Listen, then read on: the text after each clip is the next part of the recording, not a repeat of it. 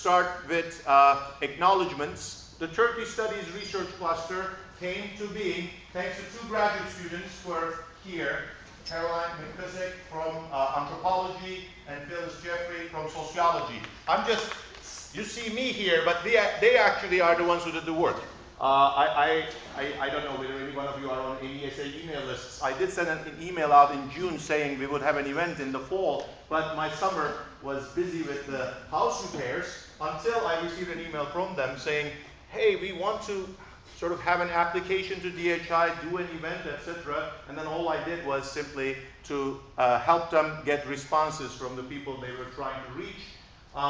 That is how the Turkey Studies Research Cluster came to being, and this is our first event, which they really came up with, and the name also came from Carolyn and Phyllis. The others, Mobilized. I'm sorry, a panel discussion, Gezi and the present moment in Turkey, and the paragraph you saw in the poster, which I'm going to read here, is also their work.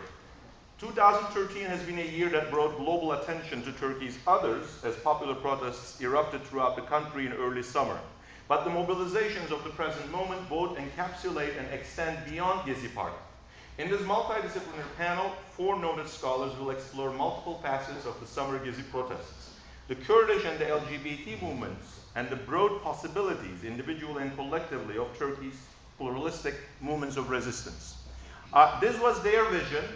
And you will see, once the panel starts, that indeed there are different groups represented in the Taksim Gezi protest will have a voice, an analytic voice in this panel. In terms of speakers, let me introduce you to the speakers. We have a change of players. Those of you from Turkey, oyuncu değişikliği. Cihan Tuval, Associate Professor of Sociology at Berkeley. He had the flu and couldn't make it. But we have David Selim Sayers. David Selim Sayers is Dr. Sayers is a lecturer in San Francisco State University, lecturer in Turkish Studies. He happened to be coming because he had just recently given a lecture on this very topic in San Francisco, and he was interested, and he's also a colleague of both Evren and Nicole. So he was here, and when we heard Cihan can't make it, he kindly agreed to participate. His interests are in Turkish and Ottoman literature and political history, as well as contemporary Turkish media. He will go first, and then we will continue with Heghnar, who doesn't need an introduction at UC Davis, but in case there are people here who are not UC Davis, who are coming from outside, Professor Heghnar Watenpaugh is an associate professor of art history.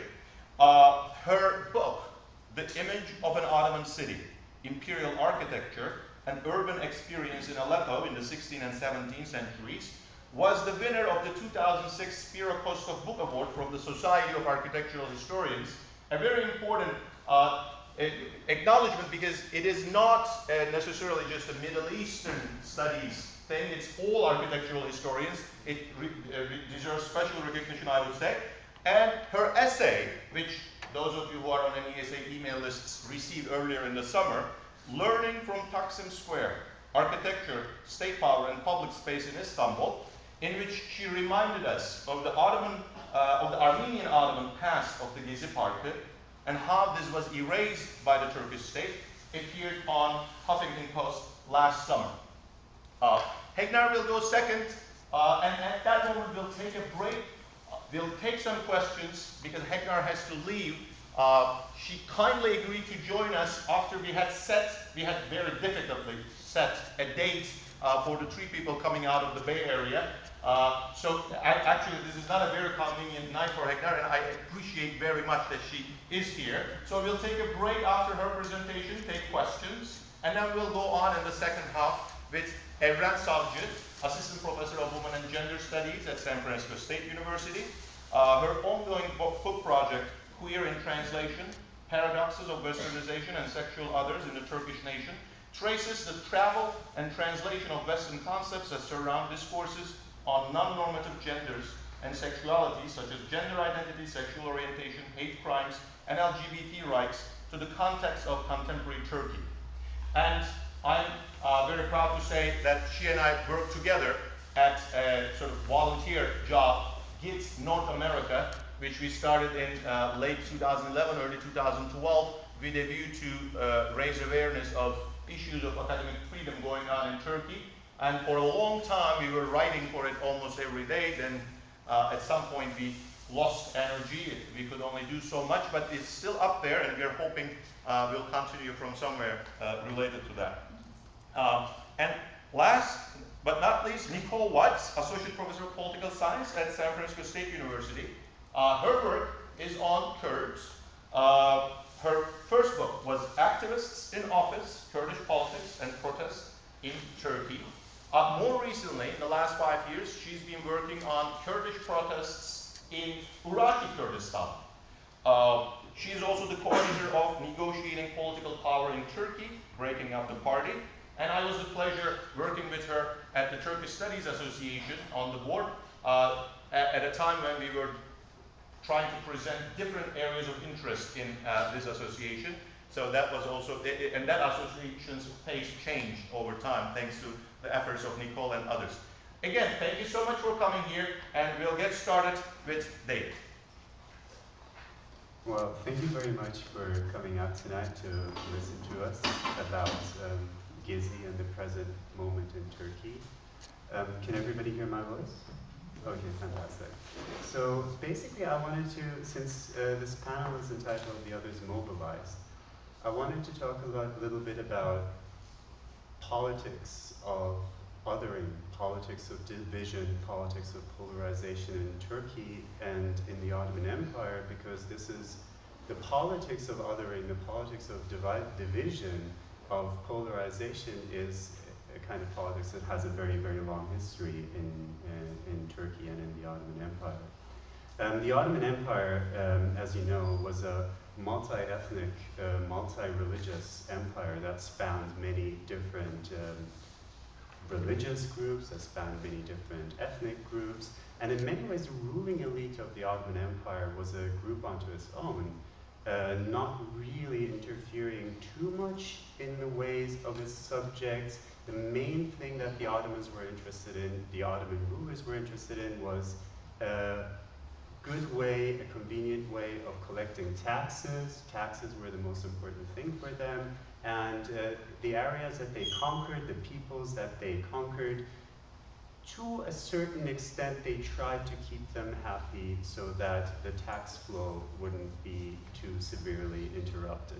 People were divided up into groups under the Ottomans according to their religious beliefs. This was the millet system. You had a certain degree of autonomy for churches like the Greek Orthodox Church, or for the Jewish community. They could have their own courts. They could resolve a lot of disputes among themselves without interference from the Ottomans. Taxes were collected by, they could collect their own taxes and then pay a significant portion of those to the Ottoman central state, but at the same time they could raise revenues to keep their own systems and their own required expenses going. They had their own courts for the settlement of most disputes, and so to a certain extent in the Ottoman Empire there was freedom, a certain freedom of movement, a certain freedom of interaction between these various groups that inhabited the shared space of the Ottoman Empire. The Ottomans didn't really have a great effort, didn't really make a great effort to homogenize the population, to turn them, I mean, there was no nationalist project or anything like that. This was an empire that operated under, that was very well aware of the fact that it was made up of all of these different groups. For a long time, the Ottoman Empire, for the first few centuries of its existence, was actually ruled by the Muslims. The rulers of the Ottoman Empire were a minority. The majority of people living in the Ottoman Empire were peoples in the Balkans who were of various Christian denominations. And in order to rule over them effectively, the Ottoman Empire had to be very, in certain ways, quite tolerant. In other ways, not so much so, but in certain ways, yes.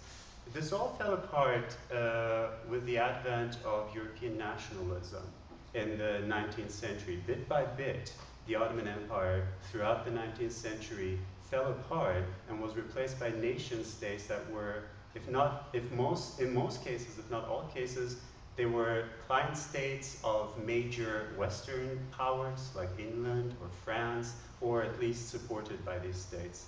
And when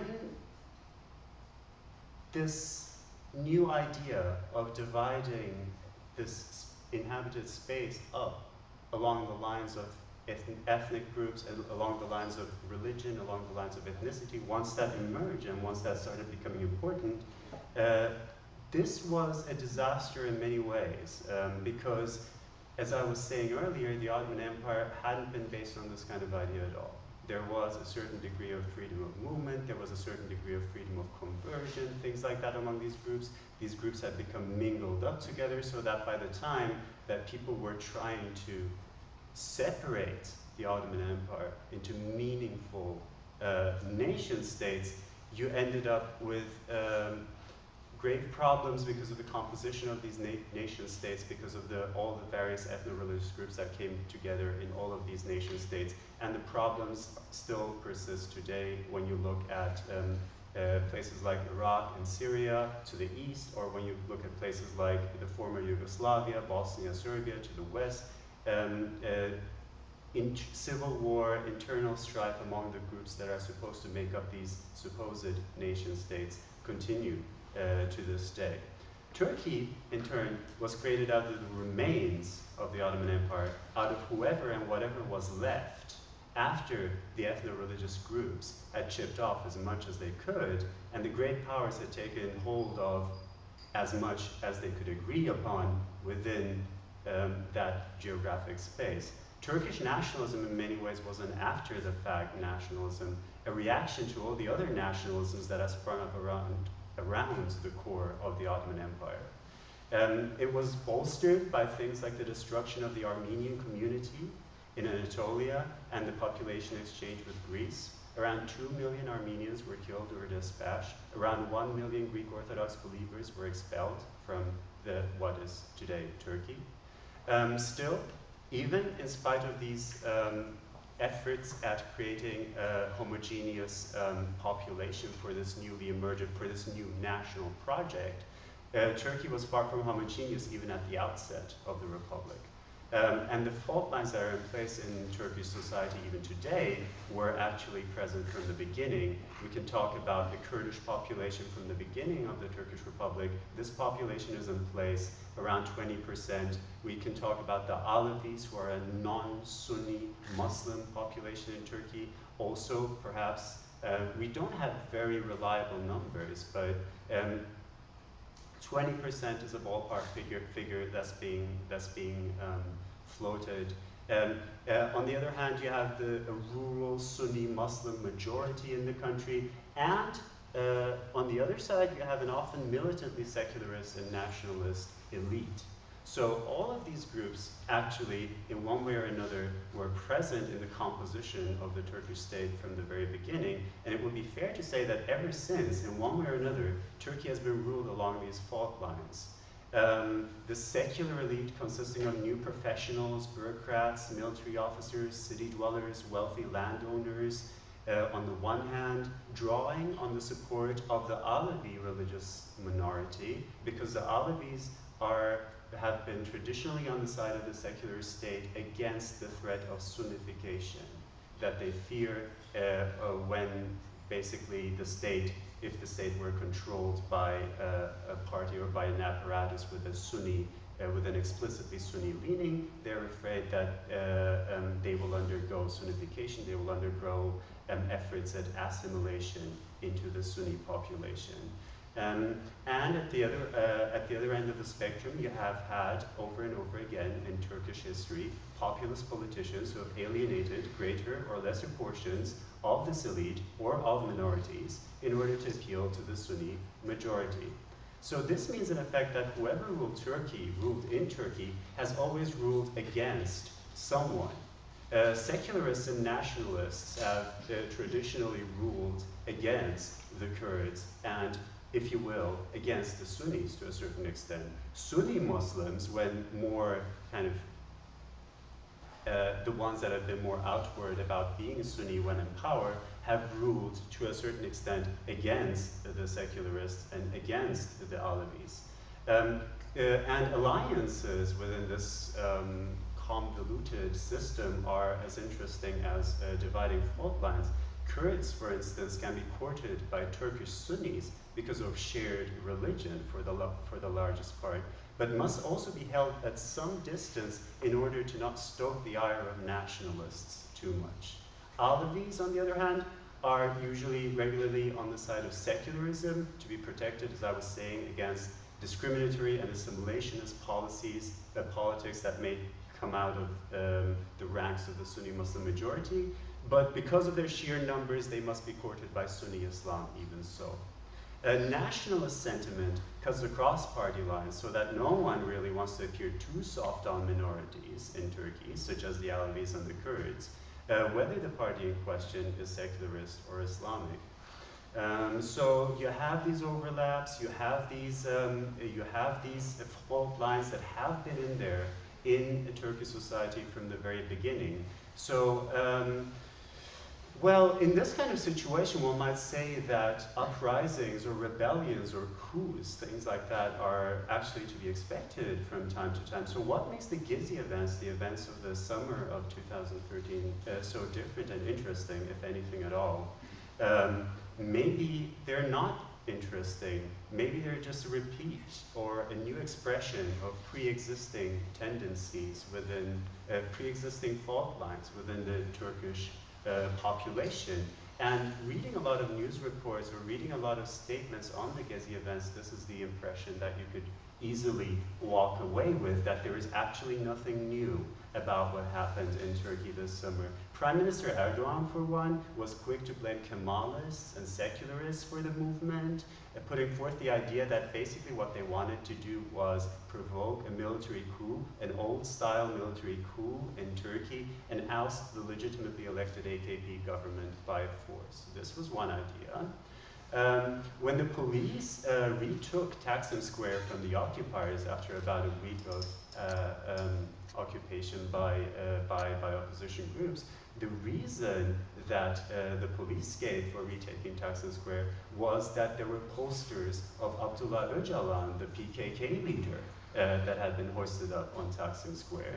So the government couldn't let such an insult to the Turkish nation stand. So you see how old fault lines were activated by the Gezi protests. You had religious people versus secularists, this fault line being activated. You had the fault line of nationalism versus Kurdish separatism being activated. And also, you had the fault line of Sunnis versus Alevis being activated, because almost all of those killed in the Gezi protests were Alevis, making it appear that the Alevi population was protesting and being suppressed with special vehemence. But the interesting thing about Gezi was that, at least to many people directly, such as myself, who were directly involved in the protest, was that this was the first time that they came out not for this or that cause, affecting only their part, affecting only one part of the population, but actually for problems and opportunities that concerned them all equally. Even the people who went to the Gezi Park with a certain kind of ideology, a certain kind of line that they wanted to defend, whether this be, a kind of defensive secularism against an encroaching Sunnification, whether it was simply an environmental concern, whether it was the Kurdish cause. Even people who went with a very, very certain kind of ideology in mind that they wanted to defend, found many people in the space together with them who were protesting along with them for very similar things, but came from a wide variety of backgrounds. You had LGBT groups, you had Kurds, you had Alevis, you had anti-capitalist Sunni Muslims, you had secularists, you had ultra-nationalists, you had even soccer fans from many parts of the political spectrum. And for a brief few mesmerizing days, these people discovered that they could coexist, that they could share the same platform, that they didn't have to be enemies to each other, and that their demands were not necessarily mutually exclusive or contradictory. Ever since, these people have been, to a larger or lesser extent, participating in protests for not just their own cause, but each other's causes. So even though the Gezi events, the Gezi Park was retaken by the police and all of that, that chapter was closed, you see these days in new demonstrations or in new parades, for instance, the LGBT parade in the summer in Istanbul that happened directly after the Gezi events, saw many people from different interest groups joining with the LGBT community in an unprecedentedly large LGBT parade in Istanbul. You saw people hoisting or holding up Kurdish banners written in Kurdish supporting LGBT rights, bringing together in, previously not really very well explored ways, highlighting the fact that no matter whether the agendas of these people or of these groups were the same, nonetheless, you had a common ground regarding the rights that you need to express and to defend your agenda in the political sphere. Kurds joined LGBT activists in the Gay Pride March. Some nationalists went onto the streets to protest against the killing of a Kurdish boy. Sunni Muslims, like the above-mentioned anti-capitalists, protested against a Sunni Muslim government. So it wasn't simply a case of bringing together people from different interest groups or different political orientations, but at the same time it was a case where people could question their allegiances, where they had a chance to think outside the box and go, well, just because I support a lot of the things that this group stands for doesn't mean I have to agree on everything. Doesn't mean that I have to throw my full weight uncritically behind this movement. So people, for these people, at that moment, the traditional fault lines of Turkish politics stopped determining who they had to be enemies with and who they had to be allies with. So in that context, if it's possible, I'd like to show a few pictures. And that will, I think, pretty much wrap up the most important things that I wanted to say. So is it possible to show the JPEG that says critique A? Critique A? Yeah. So I don't know how many of you follow the TV series Game of Thrones, but the writing in the middle right there says, Joffrey is going to die, spoiler. So here you have a critique of the AKP government by young people who are watching Game of Thrones and identifying Prime Minister Erdogan with King Joffrey in Game of Thrones, very, a ruler about whom not a lot of good things can be said. Can we move on to critique B? Thank you.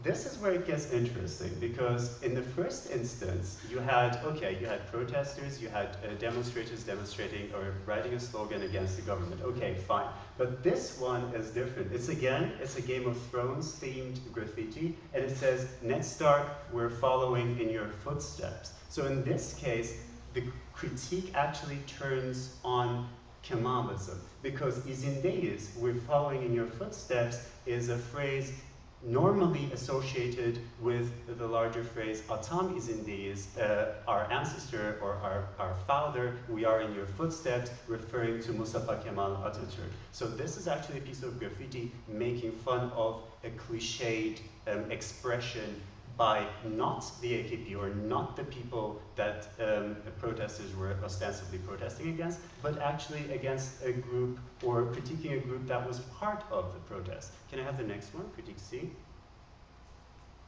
Mustafa Keser'in askerleriyiz. A Turkish kind of folk pop singer, Mustafa Keser, who gets his moment in the limelight of the Turkish resistance here when his name is appropriated to subvert the message that actually should read Mustafa Kemal'in askerleriyiz. We are the soldiers of Mustafa Kemal, and in this case, being made fun of, again, by a group protesting in Gezi Park. So you had these very, very interesting moments where it wasn't just a question of blind solidarity to a group, but people being able to share the same public space and stand up for the same rights, stand up for the same demands, but at the same time still having the ability to critique each other, still having the ability to engage in some kind of meaningful, constructive dialogue, not having to simply say yes to everything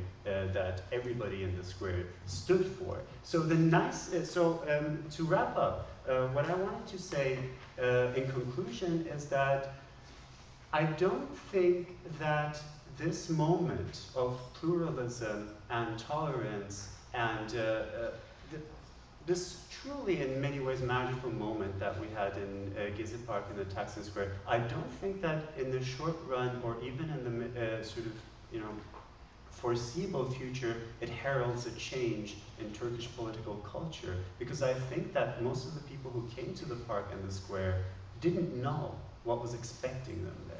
And when they went away again from this very, very different, very pluralistic, a very interesting environment, I think most of them for the time being receded behind their traditional lines and aligned themselves again with the groups that they feel closest to. But this was a moment where you could catch a glimpse of something very important that has been missing from Turkish political discourse, Turkish political culture for the most part, and that is just this possibility of accepting difference, negotiating difference in the same space without having to necessarily fall apart because of this difference, that even though you have fault lines, you have ethno-religious fault lines or similar divides that divide you, there are some underlying issues, problems that can unite these diverse groups, and they do not have to be, necessarily have to be polarized and played off one against another. And Gezi Park gave a lot of people in Turkey a chance to catch a brief glimpse of such a moment that might be actualized, hopefully, sometime way in the future. Thank you very much.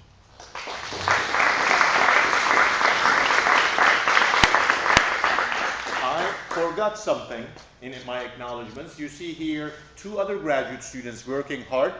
Gökçen Işık is a master's student in atmospheric sciences, and Sinem Tanrıkulu is a master's student in geology, atmospheric sciences and geology. Well, but they happen to be from Turkey, and they are involved with the Turkish-American Gezi platform.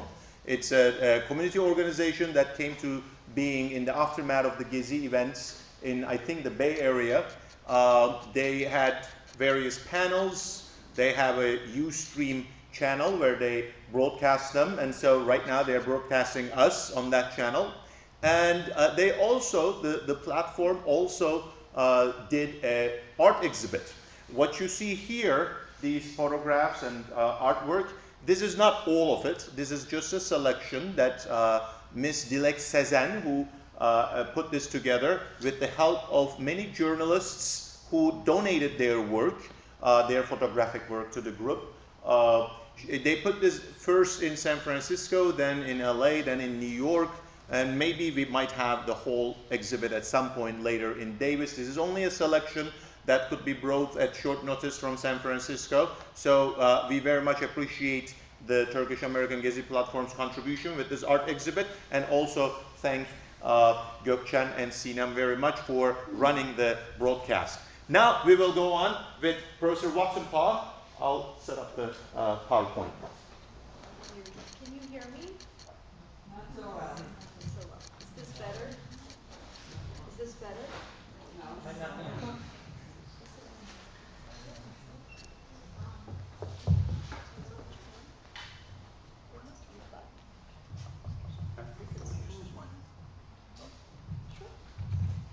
that better? Yeah. Thank you. Thank you. Perfect. I'll try to use. Thank you very much. Thank you for coming, and thank you for making this exhibit possible at such short notice. And I'm especially happy to see my art history students. Thank you for coming. I didn't expect you to come. But of course, you are the perfect audience for this talk because you are very well aware of the spatial dimension of protests. You were a part of some of the pepper spray protests here. So I dedicate this talk to you. Can we go one? I can use mine. Okay. So in June of 2013, as some of you know, the Gezi Park protests that unfolded between the area of Taksim Square and Gezi Park in Turkey brought to the world's attention in a very spectacular way some of the deep discontent within Turkish society, or one significant section of Turkish society, against the increasingly authoritarian government of the AKP party, AKP, the Justice and Development Party, known by its Turkish acronym as AKP, and especially of its very charismatic, very authoritative Prime Minister Recep Tayyip Erdogan. And you can see that in the artwork around the room. His figure, his depiction appears very often. So what you're seeing on the screen is a general view of the Taksim Square area. And images such as this became some of the most iconic photographs of the protests. And this brought to the world's attention some of the very public violence against protesters that have been unfolding in Turkey. But in fact, this kind of violence has been unfolding in Turkey in various places, but without an international reach. So what I'll try to talk about today is something about spatial memory, the resonance of history in architectural development, and the right to the city movement, and neoliberal urbanism. So that's a lot to take in, but I'll just try to proceed methodically. What were the protests about? Ostensibly, they began with public dissatisfaction with urban planning. So for an architectural historian, this is perfect. Can we have the next one? I'm going to skip this one because I think other people are going to talk about these things. Can we have the next one, please? What you're going to see in this slide and the next one are renderings released by the Istanbul municipality of a planned redevelopment of this Gezi Park, Taksim Square area of Istanbul. These renderings were released to the public with very little preparation, very little consultation with the public. And what the plan was to completely transform the area of this urban space, and in particular to include within it what you're seeing on the screen. I think this is a pointer. Oh, it doesn't work. The pointer doesn't work. So that if you see that big building with the red roof, that's a planned recreation of an early 19th century Ottoman era barracks, but it would serve as some kind of shopping mall. The exact purposes were not revealed. So these plans that, as you can see, are very grand. They also involved rerouting traffic and all kinds of urban infrastructural works, unfolded with very little consultation with the public, and especially with the people who live and work in that area. So there was a great deal of dissatisfaction. And then the government moved as a first step, or the government, municipality, moved as a first step to realizing this project, to raising the trees in Gezi Park, which is one of the few remaining green spaces in this very busy part of the bustling city of Istanbul. So this is what sparked the protests. Can we have the next one, please? So why is this area of Turkey, of Istanbul, so meaningful? What is its spatial memory? I really wish I had a pointer. The round area at the bottom left that you see is the heart of Taksim Square. The green area, the dark green area, is Gezi Park itself. So that area that Baki is pointing at is the Gezi Park, this very small, actually not very visually interesting green space in the heart of Istanbul. The area around it, and especially this part where you see the regular streets, are part of the grand plan that unfolded in the 1940s by the French urban planner Henri Prost. This was a major architectural and urban plan of the Republic.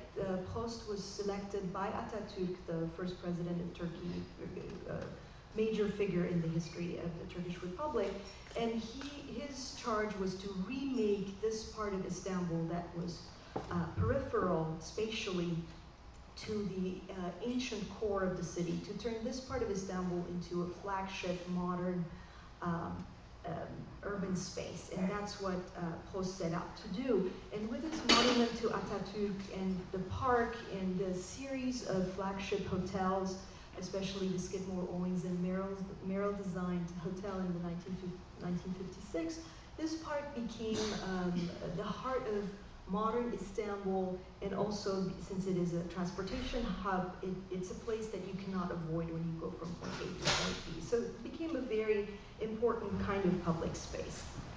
But what is the more recent past of this space? For an architectural historian, it's no accident that the great plans to remake Taksim, on the one hand, the governmental plans, and the protesters' speeches and actions invoke history and invoke the architectural memory of the spaces to buttress their arguments in the present. An interest in architectural history, the historical resonance of spaces, is at the heart of this architectural plan by the municipality and the protest movement in various parts of Istanbul. So the centerpiece of the AKP plan, the new plan for the remaking of this modern space of Istanbul, is none other than the recreation of the 19th century Ottoman barracks, but not to turn it into a new kind of Ottoman space, but rather to turn it into a commercial space with all of the amenities of global consumerism. And it also is a kind of urban endeavor that takes what was previously public space, especially a much loved public space like Gezi Park, and turns it into corporatized space and private space that can then be surveyed or that can be turned into commercial uses that benefit certain people but not the public. So this is what we call neoliberal urbanism, which is a movement that has unfolded in all parts of the world. But this is one way in which the AKP is part of this and very comfortable with this sort of global movement of neoliberalism and capitalism, neo-capitalism. So in direct opposition to this are the counter-memories and counter-histories of the protesters. Some protesters objected to the glorification, especially encountering another plan of the AKP's, which was a planned third bridge over the Bosphorus that was going to be named after Sultan Selim the Grim. Some of the protesters, the Alevi protesters whom you heard of before, protested the naming of the bridge that they saw as glorifying the Sultan, whom they remember for his persecution and massacres of the Alevi. So much less rosy view of Ottoman tolerance than previously presented. Back in Taksim Square, if we can go back a step, what some of the, I'm sorry, let's go forward. What some of the protesters invoked was the history of state appropriation and state power that had been enacted at the site. In the late 19th century, the site had been occupied by the original Ottoman barracks. There was a small public garden, and there was, in the top right-hand corner, an Armenian cemetery, the Subhagop Armenian cemetery, with a number of surrounding properties. This is a view of the old barracks on Taksim Square. And this is, in yellow, you see the outline of the Subhagop cemetery, which was torn down over the course of the 40s as part of the Post plan and turned into both the area of the cemetery ownership was transferred at very advantageous terms to some private properties, including the Coach Holdings, the corporation, and some of the areas of Supagop are also state-owned enterprises, the TRT radio building and military museum. So here is 1913, a view of the Supagop or Pangalta Armenian cemetery during the course of a funeral. And here it is in 1930s. While this photograph was taking place, after the foundation of the Republic, the Istanbul municipality moved through a series of court cases, very contested court cases, to confiscate the number of religious foundations that were guaranteed by the Lausanne Treaty and the Constitution. They moved to confiscate a number of foundations of the Armenian communities, the Protestant Armenian community, Armenian Catholic community, and Armenian Apostolic. And Supagop was the cemetery was one of these areas that was confiscated during this process. It unfolded through a series of extremely contested court cases that became a theater of humiliation, especially for the Armenian patriarch. Here is a photograph of the cemetery around 1940. The community was given about 2 weeks to evacuate the cemetery after the court case concluded, and they were able to move some of the tombstones, especially of saints and important figures, but most of the tombstones they were unable to move, and they became used in the construction of the Gezi Park itself, including its fountains. And recently, there was a report that some of these stones have been uncovered, the tombstones have been uncovered during excavations, and Minister of Culture, Mircelik, also AKP, became involved personally. So here's a map that is very much a work in progress that we've prepared, a group of us who have been working on this have been preparing this, especially our colleague Osman Köker. So what this map shows you is the process through which the ownership of the space has been transformed in this particular area, Gezi Park and Taksim Square area, through confiscation and other means. So after the confiscation of St. James or Supagop Armenian Cemetery, as the post plan began to be implemented, and this became prime real estate in modern Istanbul, areas around Gezi Park were slowly, their ownership also became transferred from private owners, especially members of minorities, Greeks, Jews, and Muslims, citizens of Turkey, to either the municipality or to favored holding companies. So it's a process that others have studied and that consisted in transforming the ownership of valued areas of the city to the new favored Muslim bourgeoisie, the Kemalist elite, or to the municipality and government organizations. So this photograph that was taken by Guillaume Perrault of Le Monde shows some of this in the magical moments that David talked about. There was a group of protesters that called themselves Nur Zartonk that created this memorial to the cemetery, and their slogan is, "You've taken our cemetery, you will not take our park." So another interesting moment of David talked about these fault lines is that while this group of young Turkish Armenians and others participated in this movement, they were very quickly marginalized as the protest movement began to have its own disagreements and its own struggles for power, raising questions about whether return to Kemalism is something that is relevant in the contemporary period. But so this is some of the issues that were raised. The point is here that while the various groups within the protest movement had very different opinions about what should happen to change Turkish society or to increase the democracy in Turkey, but they all agreed that that the Armenians should be silenced, and that's in fact where they succeeded. The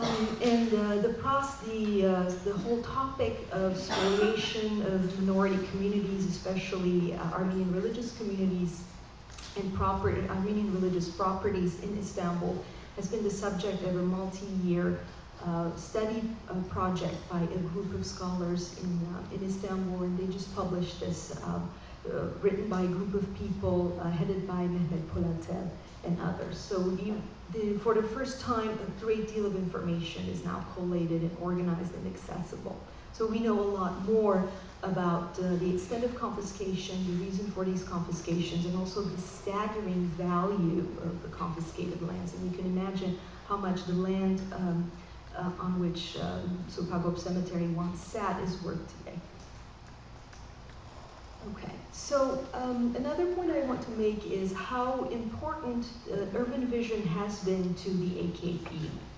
So Gezi Park has been very visible, but it's in fact a minor part of their vision for transforming Turkish cities, and they have been doing that for quite some time.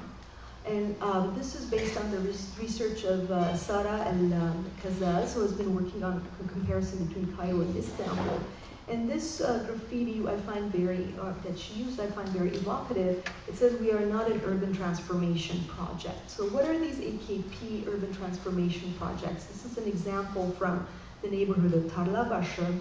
As El-Kazaz and others show, there has been a long-standing movement through various legal means, I'm not saying they've done anything illegal, but through certain questionable practices, the AKP and their allies have actually managed to take over ownership of certain neighborhoods, which they then immediately moved to raise and to build new neighborhoods whose ownership title is transferred to the new Islamist or AKP bourgeois elite. And I just want to conclude with what Prime Minister Erdogan calls "my crazy projects," his words. And the opening of the Marmaray tunnel in Istanbul, and you can see this tunnel goes under the Bosphorus and literally connects the continents of Asia and Europe, and this has been one of the great projects that he's pursued, Erdogan and his colleagues have pursued, and that have succeeded, have been implemented. He has other incredible projects that are still in the planning stage. So these have, the cost of these projects, as you can imagine, is astronomical. There are all kinds of questions about loans and defaulting and what this is going to mean for the economy. And apparently the joke in Istanbul is that one sultan, I think Mehmet maybe, dreamed of a way to connect Asia and Europe, and another sultan, meaning Erdogan, realized it.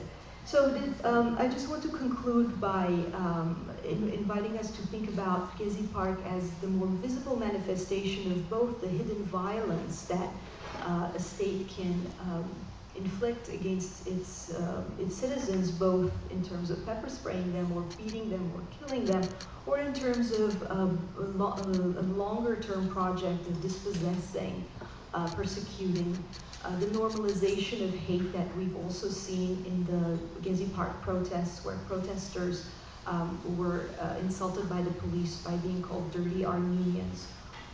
They were likely not Armenians themselves. Just shows the degree to which hate is normalized, persecution of certain kinds of others is normalized and is met with impunity, and sort of the effects that that can have for the future. And I'll conclude here. Thank you.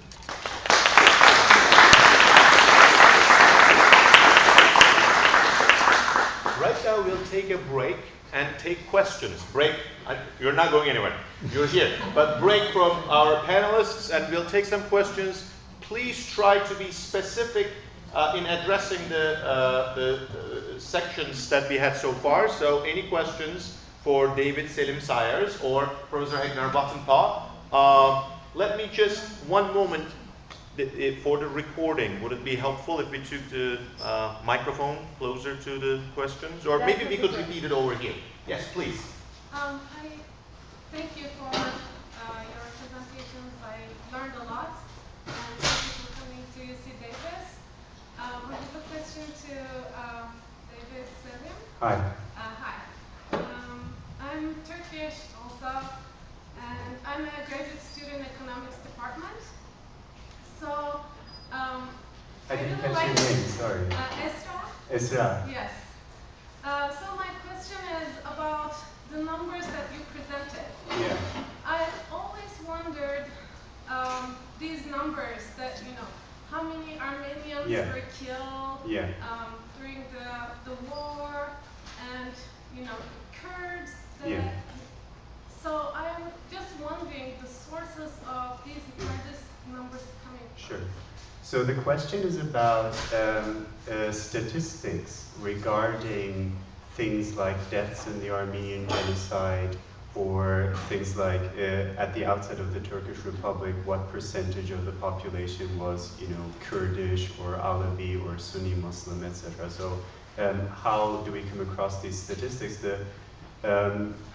The uncomfortable answer is that we only have very kind of rough ballpark figures. And I mean, on an issue like, for instance, the Armenian genocide, you get the numbers diverging very, very drastically depending on who's presenting the story. I mean, the death toll can reach something up to 2 million when presented from one side of the story, and can fall down to about 300,000 when presented by another side of the story, which really tells you, how controversial and how contested these numbers are, and how they're not just interesting for historians, but also for politicians or for people who are taking one or the other side in current debates today. So you have to be very, very careful about these numbers. We don't really have,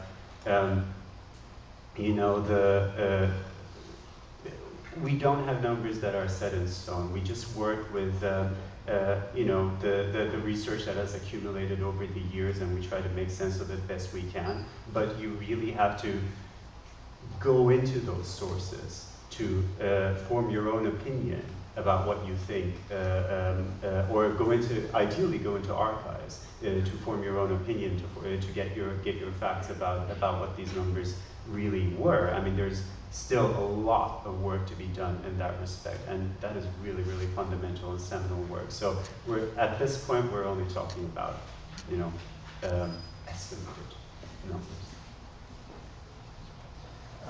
Also, I want to thank you guys for coming. I actually wanted to talk about the memory of Taksim Square. That was actually very new to me. I didn't realize there was that much dispossession happening for a very long period of time. And it seems like the protesters actually grasped onto that idea of dispossession very early on with the raising of Gezi Park. A lot of people came out seemingly triggered by some cultural memory that this has happened before and is continuing to happen, and made them very angry. And that layering of history of dispossession seems to maybe have created a very inclusive space. As David, you were mentioning, having multiple groups from different faults coming together. Do you feel like if another park in another city was raised, do you think that you would have had such a outpouring of discontent, or because of the history of Taksim Square, you're actually getting a much larger reaction than you would in, say, Ankara or Konya or Izmir or something? Who's the question addressed to? Maybe, I don't know who might want to address that. Would you like to take it?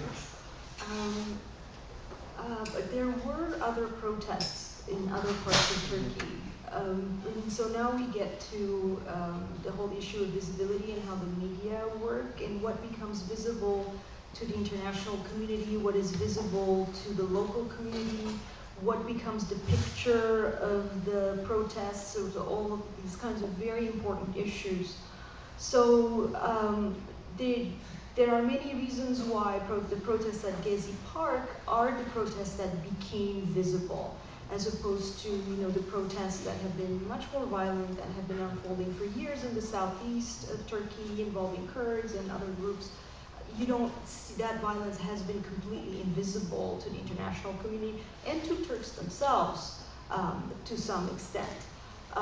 So the fact that Gezi Park is in the heart of modern Istanbul, that it's a transportation hub, that there are a lot of foreign correspondents posted in Istanbul, that made that a very visible kind of protest. But as the penguin image shows, that for a very long time, the Gezi Park protests were not given visibility within Turkish media themselves. And I think that's been a very important story in all of this. I think Reporters Without Borders, or another reporter watchdog community called Turkey recently, the largest prison for reporters in the world.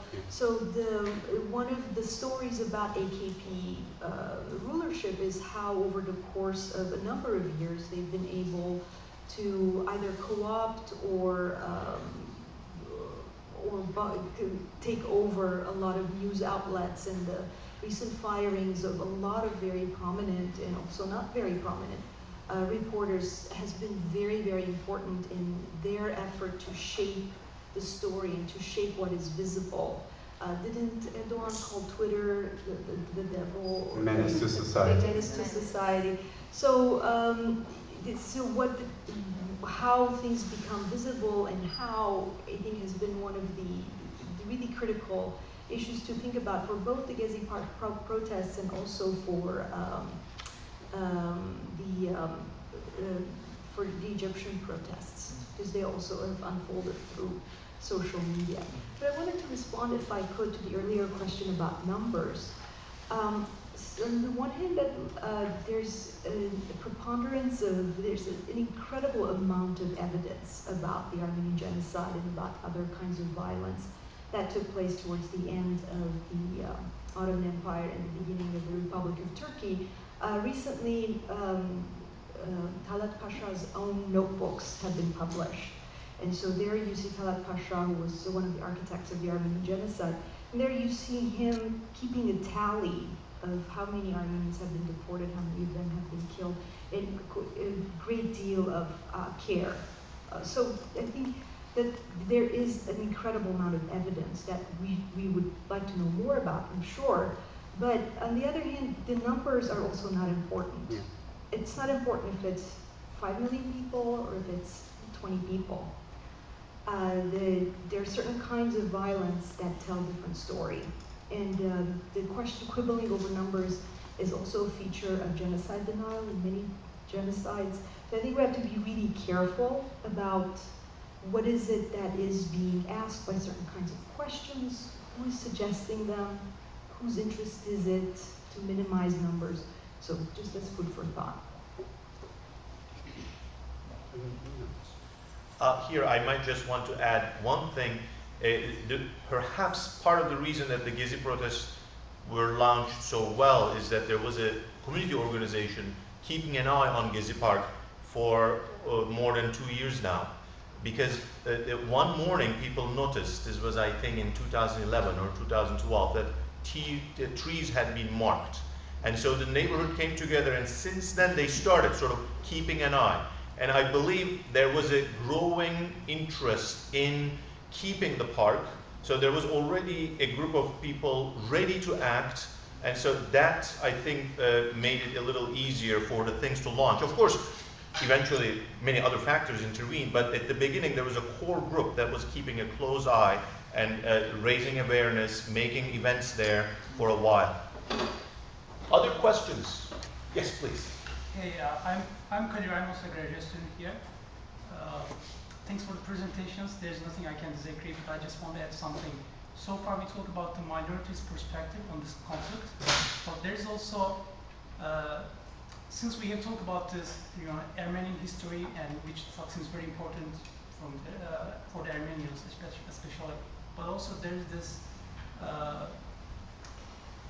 this part of the Turkish left. Shouldn't we talk about how the Turkish left, the rise of the Turkish left since the 70s, and how they think the Taksim Square is very important, especially after the 70s massacre that happened. So the influence of the Turkish left beside the minorities. Nicole, we were talking about the Turkish left on, in the car on the way over here. Do you want to take that question? You know more about it than I do. I don't know much about Turkish left in Istanbul, except for some of the, you're absolutely right, and especially the significance for the May Day protests and Yeah, the I would say attacks on May Day Kurdish protests. part is still minority. I mean, even though they say, of course, they're left group, but especially I'm talking about the Turkish left, not the Kurdish left. And the significance of the square for the Turkish left, you're absolutely correct. And they're I don't have definitely any influencing these movements. insights into it, you're absolutely correct. Well, a lot of the groups that basically were targeted by Prime Minister Erdogan as being responsible for the Gezi events, as being the sort of agents provocateurs of this whole story, if you will, were groups that came out of the traditional Turkish left and which were an easy target, which were an easy sort of easy group for the Prime Minister to other and to hold up to the population as, look, these are the misfits, these are the sort of, you know, anarchists, communists, terrorists, whatever they want to call them, that are causing trouble in our wonderful country, right? But I think one of the really remarkable things about the Gezi protests was that although those groups were present and those groups were very important because of their experience in organizing this kind of resistance, experience in just political organization and activism, these groups were very important. At the same time, the protests really drew support from a large part of Istanbul population that had generally been considered apolitical up until that point. Firstly, very young people who are still going to high school or to university, the kinds of people who would put up the Ned Stark, the Game of Thrones graffiti that I showed you, and at the same time, urban middle-class professionals who came out for these protests in large numbers. And Cihan Tuğal, if I wasn't sitting in for him today, and if he was here in person, he would have some very interesting statistics for you about how a big majority of the Gezi Park protesters who participated in the protests were actually from among the ranks of this urban bourgeoisie that had grown discontented with the way that the AKP was meddling in people's lifestyles. So while definitely an organization and as a face for the Gezi protests, the leftist groups are extremely important. At the same time, we shouldn't fall into the trap of separating the sides here according to clearly defined political ideologies, I think. It's a more complicated picture than that. I'd like to endorse your discussion of the importance of this site for protests in the past, especially the May 1st protests. And maybe that gives us a clue to your question as to what was it about this particular space that resonated so quickly and for so many people. So there may be something to that history of certain kinds of protests taking place here and the suppression of those protests going back many decades. And definitely, the May Day protests are traditionally held in Taksim Square. Taksim Square is a place for leftist groups to gather and protest, so that, and has traditionally been so for many decades in Turkey, so that the fact that the AKP is trying to claim this space as their own is a major symbolic gesture in Turkish politics, besides being a kind of very profitable kind of land grab that they've got going on there. It's also, it sends a very strong signal with regards to Turkish political history. What is also interesting is, Ragnar, you must have seen the plans to develop a space in Istanbul, a kind of a very sanitized space where people will be allowed to get together and protest. Maybe you'd like to say one or two sentences about that. And so Taksim Square is supposed to be replaced by this a space specifically created for protests? Well, there are people who are working on AKP urbanism, and it's amazing. There's what David described, but see, this is the whole point of neoliberal urbanism, to take a kind of space like Taksim Square, which is unpredictable, which is public, owned by the municipality, where unpredictable things can happen, you can have protests, and then turning it into a planned space that can be surveyed, that maybe is owned by a corporation or an individual, whose the construction firm is the one is it the son-in-law of Erdogan or his brother-in-law who owns a construction company, and he competes for these very profitable. So it's part of this vision which in Sara El-Kazaz's research, I'm happy to give you a bibliography on this, is amazing. In her interviews with officials, they conceived of this remaking of these great Turkish cities according to this vision as an Islamic vision. And they said it explicitly. So, of course, what does that mean? This is an Islamic vision according to now how AKP officials and their colleagues imagine what an Islamic vision is in 2013. It's something that's neo-Ottoman, but the Ottoman Empire is remembered by them in a very particular way. So it's more muhteşem yüzyıl than critical approach to the complexities of early modern Ottoman society.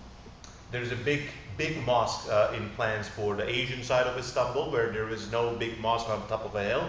That's one of the Erdogan projects. Another one is a mosque on Taksim Square. So that fits in what you. But I do recognize, I think, your question in the sense that I think you're trying to say there was a big group of Kemalists on Taksim Square. If you do sort of I think there were some public opinion surveys done at the square during the protests, and actually a lot of people were CHP voters, and there were a lot of Kemalists. And here in our panel, there is not that view is not very much represented. I guess that's a valid point. It's just that here we are in the Bay Area, and the scholars who work on Turkey that is in this area, I'm afraid Kemalism doesn't sell really well anymore. So maybe that's why but it's a major lacuna in our panel. It is indeed the case that I was following from Facebook. My high school friends who are strong Kemalists were there too. But right now, we must continue with the second half so that the other two speakers receive also the same amount of time for questions. So we'll continue with Professor Evren Savci. I'll put that up, your PowerPoint. We have one more question. We have one more question. Oh. Yeah. One more question? Yeah. Oh. Do we have time? Well, is it to Heghnar maybe? Is it possible? I If don't not, know. Who is there? If you have any questions, they can please. Here's my question. Do you see similar neoliberal urbanization in other historic parts of Turkey? actually, Heghnar, this seems to be for you. This came online from people watching. Do you see similar neoliberal urbanization in other historic parts of Turkey?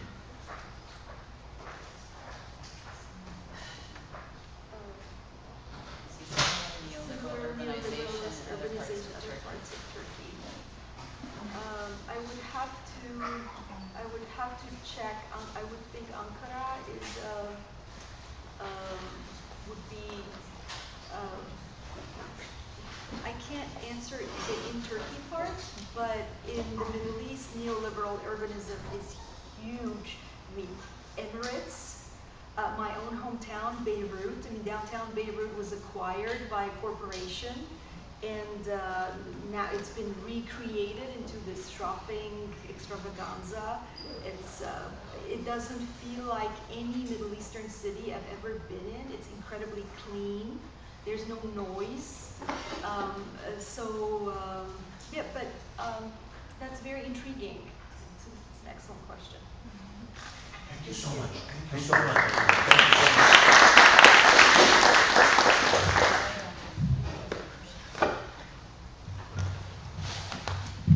Hey everyone, can you hear me? Yes. Good, okay. So thank you so much, Baki and Carolina. Phyllis for this great event. I'm very excited to be here. It's my first time in Davis too, and I'm very honored to be a part of this panel with such great scholars. So today I'm talking about sexual politics and queering of public space, what I call the sexual politics and queering of public space in times of Erdogan. And before I turn to Gezi Park, I would like to start with some recent proclamations of the Prime Minister that have stirred conversations questioning the importance of, or lack thereof, of conservative gender and sexual politics of the Turkish government. On November 4th, various news outlets reported Prime Minister Erdogan's declarations about university students cohabiting in mixed-gender homes due to a shortage of dormitories in the country. Erdogan stated that this situation was in contradiction with our conservative democratic makeup and hence needed intervention. A few days later, Nurettin Canikli, a member of the AKP cabinet, announced how these interventions would be made possible. He said that the neighbors will report the co-ed apartments to the police, and the police will report the apartments to the parents of the university students living in the mixed-gender apartments. While Canikli reassured the journalists that this would be the only enforcement of the new politics of living arrangements, there already have been police busts at these kızlı erkekliyiz, with mixed-gender homes, student homes, and students have been fined according to Kabahatler Kanunu, this sort of law of misdemeanors that was passed by the AKP government in 2005. And I can tell more about this law and how it's been used to discipline the public spaces prior to this event, especially in terms of subject, gender, and sexuality. One discussion that emerged from this rather unexpected and out-of-place announcement of the Prime Minister revolved around whether such conservative statements around gender and sexuality of citizen subjects are simply covers for real politics that are happening under our noses as we are distracted with the Prime Minister's proclamations about abortion here and mixed-gender housing there. Here I'm referring to a similar moment that some of you might have heard about that occurred a little over a year ago when the Prime Minister declared that abortion equaled murder, and this happened upon citizens protesting the murder of several villagers in the heavily Kurdish populated Uludere district via anti-terrorism air raids. Responding to a banner that read, "Uludere is murder," Erdogan stated the real murder is abortion, which shifted the political debates, I mean, to an extent, in some circles to now being in a position to defend women's rights to abortion, which was not a political debate in the country and hadn't been for a very, very long time. I will argue today that understanding Turkey's governing party's conservative statements on gender and sexuality as simply tools to hijack real political matters at hand is short-sighted. Though I admit such suspicions are understandable given the particular weird timing of these statements. I won't argue, however, that we reverse this order and that the real political moves are about orders of gender and sexuality. I suggest that the national politics, instead, right around what is deemed proper gender and sexuality, are never easily separable from other kinds of politics. If nation-states are in the business of governing their citizens' conduct and in the business of a politics of life via population management, then gender and sexuality as forming vectors of subjectivity and of population will inevitably play a significant role in such governance. In other words, governance as the conduct of conduct and biopolitics as the management of populations inevitably targets the gendered and sexualized subjects of the nation. So Erdogan's moves are better regarded not as shifting political agendas, but as producing them. Instead of positioning his politics around abortion or cohabitation of college students as not the real thing, not real politics, I suggest that we shift our focus to understanding the interconnected nature of AKP's gender and sexuality politics and their neoliberal reconstruction projects that have sparked Gezi Park uprisings all over the country starting at the end of May. In fact, I argue what has been so refreshing about the Gezi Park protests has been the fact that many protesters understood gender, sexuality, morality, and normalcy to be critical to AKP's politics and not simply a distraction from them. I'm hopeful that the spirit of the critical and intersectional analysis of power that we have seen emerge with Gezi Park uprisings will not give way to a mistaken divide between gender and sexuality politics on one hand and real politics on the other. What I call the Times of Erdogan refers to a set of discursive mechanisms put forth by the Turkish Prime Minister to produce a public that properly aligns with sensibilities that he and his governing party have been carefully cultivating. Traditions are being crafted under the pretense of referring to already existing sensibilities in Turkey.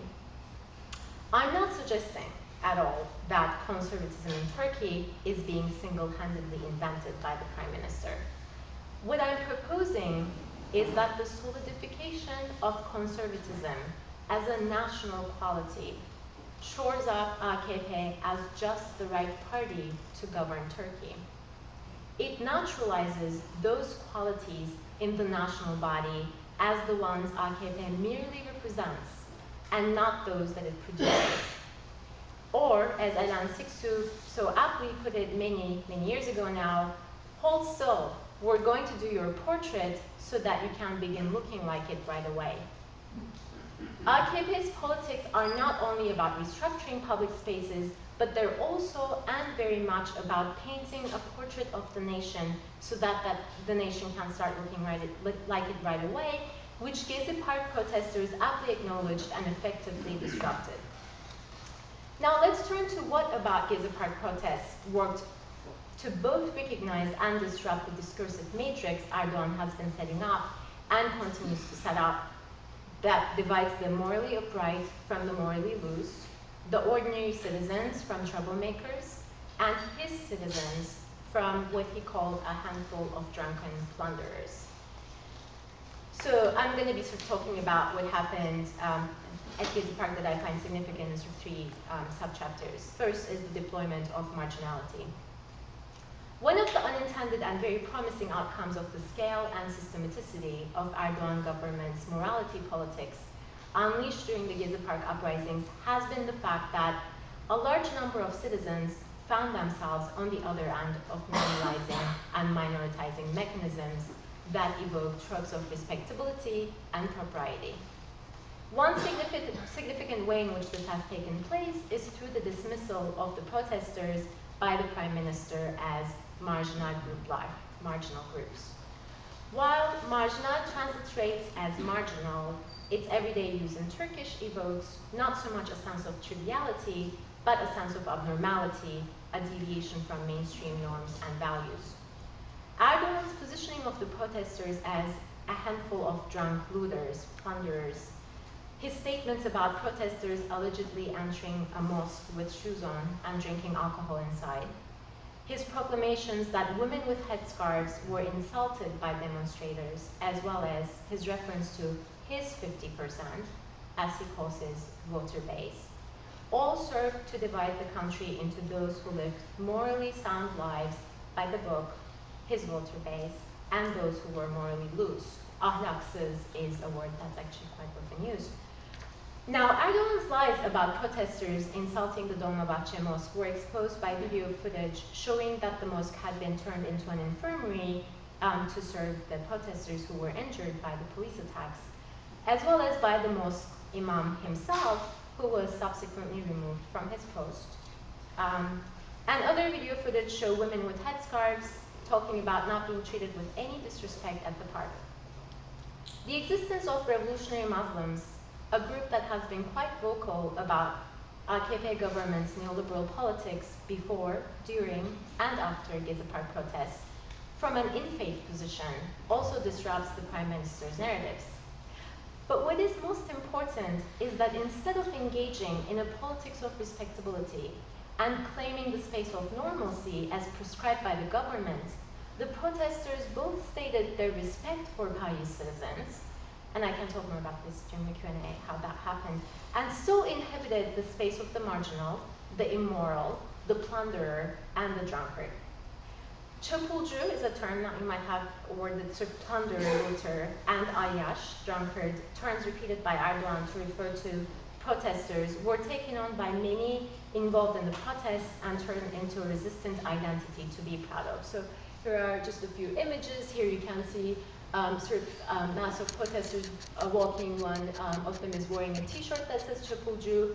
The girl in front is wearing sort of a paper banner, a paper sign that reads Çapulcu. This is a talk that was given by this CHP deputy during the Gezi Park protests in the parliament, and she's wearing a t-shirt that reads plunderer as she's giving her talk to sort of support the movement. So this was reported as sort of Çapulcu surprise at the parliament. And this is a banner that kind of really states the political spirit of the Gezi Park protests. It's a banner that reads, "We are not right-wing, nor are we left-wing, we are Çapulcu, which sort of like takes on and affirms the Çapulcu as an alternative political position. The rejection of moralizing and normalizing discourses, I argue, established a political kinship between Gezi Park protesters and queer activists and feminists in the country who have been for a long time challenging normalizing mechanisms through evoking discourses of morality. Here is this is another great banner I forgot to show you. So this is, these are a couple of women who are wearing headscarves, as you can see. The one on the left is carrying a banner that says, AKP, you're intolerable when we're sober, sort of really not claiming the space of respectability, right? We don't drink, we don't sin, you're wrong about us, but saying, you are the reason we're drinking in this country, right? So, so back to my note about sort of these establishing a political kinship with the critiques of morality that were already happening in the queer and feminist movement. So here's a sign, and it's a slogan that's really repeated at the Pride March in Istanbul every year, and in most of the protests LGBT activists engage in. It reads, "If oppression and violence are morality, we are immoral." And then this is another sentence also very, very common in the LGBT parade that reads, "Generally immoral." And it's a play on this term, genel ahlak, general morality, that operates, believe it or not, as a legal term, and has been used for various governmental morality projects, including the temporary shutting down of the LGBT Solidarity Association down in Istanbul in 2008. So I argue that there is already sort of a political kinship that's being established with those who have been on the wrong side of morality for a bit of a longer time. A second element that contributed to what I call the sexual politics of Gezi Park was the fact that people were not just protesting the demolishing of Gezi Park and the other neoliberal politics of AKP, but they were also right along with the racial and sort of ethnic and religiously charged politics of AKP. They were also openly targeting the gender and sexuality politics of the governing party in their slogans. For instance, various demonstrators carried signs that read, "Bizim gibi 3 çocuk daha ister misin?" which means, "Would you like 3 more kids like us?" And these sarcastic slogans, so I'll show you actually a few more, they, just so that you see that this was actually commonly used. These are all the same slogan, but in different spaces, in different formats.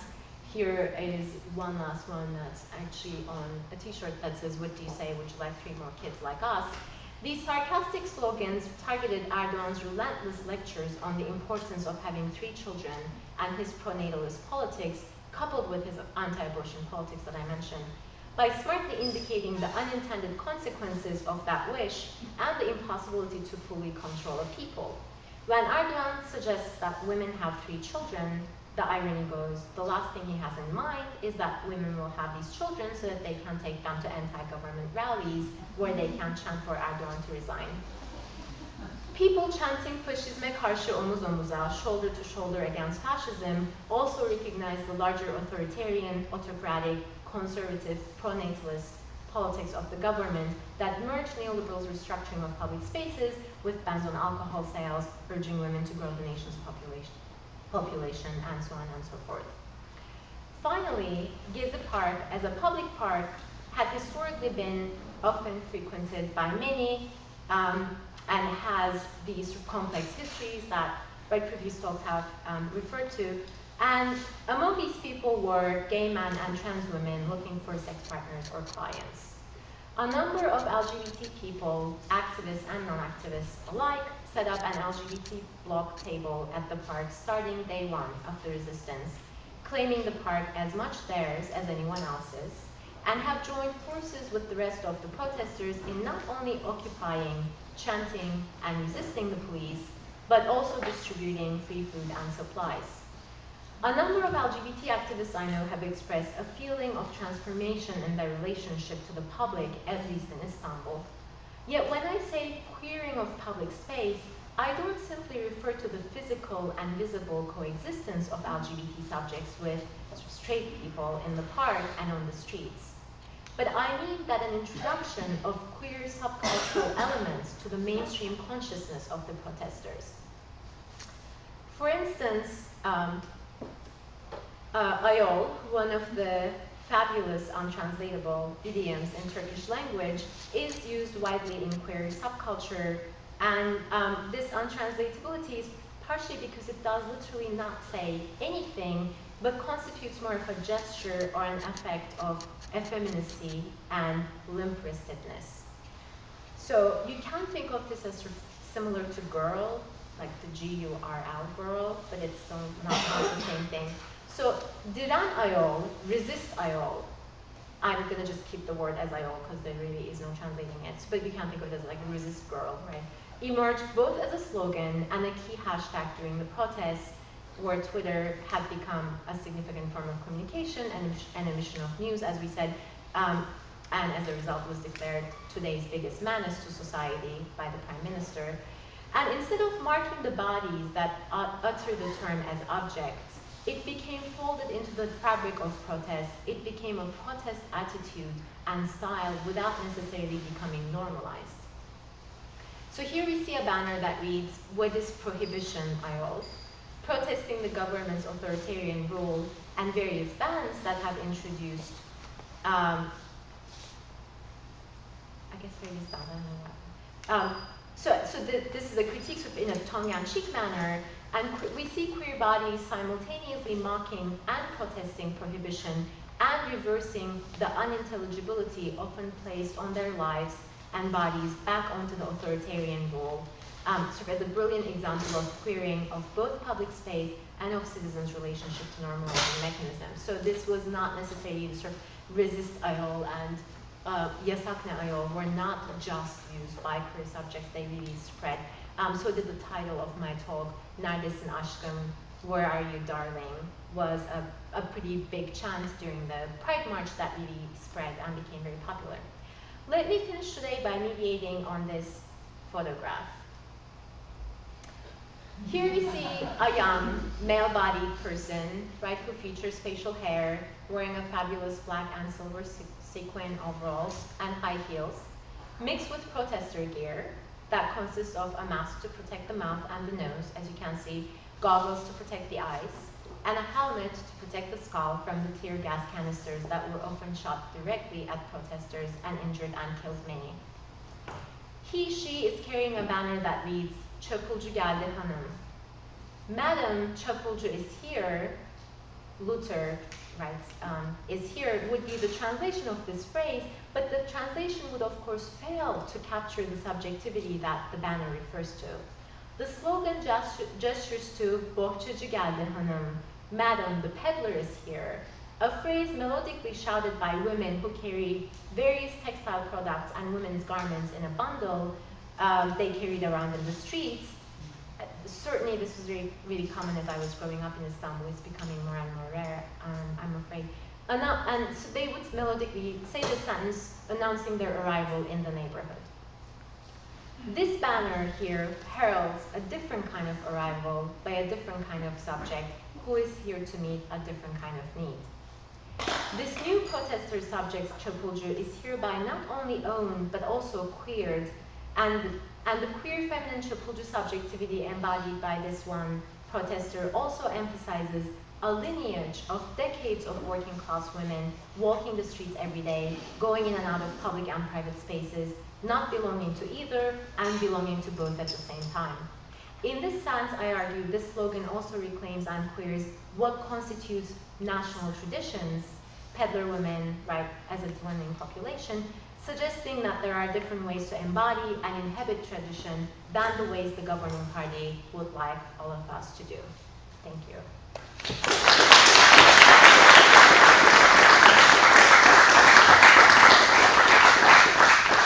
And we will continue with Professor Nicole Watts from San Francisco State University.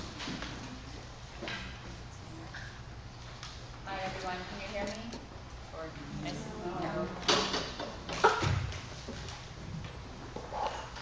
now can you hear me?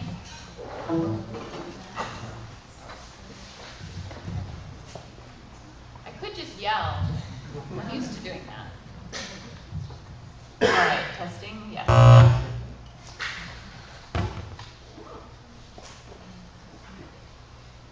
Because talking about Turkish and Kurdish politics can be something of an alphabet soup, I did put a few names up here on the slide. Many of you may be familiar with these organizations and the abbreviations, but it will be there for just a moment in time for you to memorize it in a few seconds. Thank you very, very much to Bucky for inviting me and for everybody for hosting us here. I can't believe that we don't get out more often from San Francisco. Hope to be back sooner rather than later. In late May of this year, I passed through Istanbul en route to the Kurdistan region of Iraq, where I've been conducting research for about 5 years. And I spent a week in Iraqi Kurdistan, and then I actually took the bus all the way from the city of Süleymaniye in the northern part of Iraq to the city of Van in southeastern Turkey. And I spent another week in the environs of Van and in the mountains between Van and Şırnak, before returning home via Istanbul in early June. And on that trip back then, I was able to spend a little bit of time in Gezi Park and Taksim Square the evening before the protests were broken up by the security forces. And the main question I wanted to think through with you today is, what did the Gezi protests mean for the Kurdish question in Turkey? And especially given that these protests occurred in the midst of a dialogue between the AKP government and the Kurdistan Workers' Party, the PKK, over how to make peace. And being both in the mountains of the southeast and in Taksim Square in Istanbul within the same week seemed in some ways like being in two separate universes. The universe that I've come to think of as the universe of the square and the universe of the mountains. And what I've been thinking about is some of the differences in the activist interpretation of the Gezi Park protests that can be made depending on which of these universes you inhabit. And also I've been thinking about the way each universe offers seemingly different visions of Turkey's present and future. And how do I make this move forward? So these are a few photos that encapsulate some and illustrate what I was just talking about, with fighters in southeastern Turkey on the left, and then a picture on the top. The pictures from below are, on the right side rather, are from, of course, Taksim Square. And I wanted to play you just a little clip of a video, if we can make it work. This is very short, that I filmed in the evening. So let's go ahead. This is from Taksim. Push play. Will it push play? I'm clicking on it, but It's not happy with this one. If it's not going to work, I'm not going to let technology.